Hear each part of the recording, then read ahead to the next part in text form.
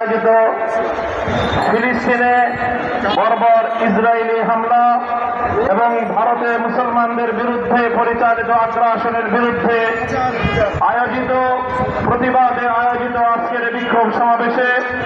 উপস্থিত সংগ্রামী সভাপতি, হেফাজতে ইসলাম বাংলাদেশ ঢাকা মহানগরীর সংগ্রামী সভাপতি,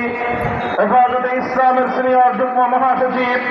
জননেতা মাওলানা জুনায়েদ আল হাবিব, উপস্থিত হেফাজতে ইসলাম বাংলাদেশের কেন্দ্রীয় মহানগরী নেতৃবৃন্দ,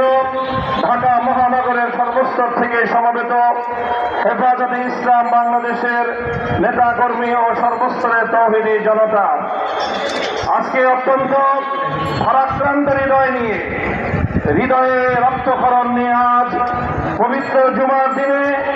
জাতীয় মসজিদ বাইতুল মুকাররমের উত্তর প্রাঙ্গণে আমরা সমবেত হয়েছি। বাংলাদেশের প্রান্ত থেকে শাহাদাত বরণকারী গাজ্জার সেই ফিলিস্তিনি মুসলমান ভাই বোন এবং আমার শিশু সন্তানদের প্রতি আমরা সমবেদনা জ্ঞাপন করছি এবং তাদের এই শাহাদাতের রক্তের বদলা নেওয়ার আমরা প্রতিশোধ গ্রহণ করবার শপথ গ্রহণ করছি। আমরা এই বাংলাদেশের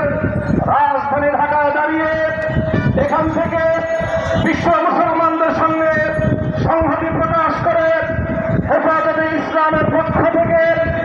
আন্তর্জাতিক শক্তিগুলোর প্রতি বিশ্ব সম্প্রদায়ের প্রতি উদাত্ত আহ্বান জানাই। বিশেষ করে জাতিসংঘকে আমরা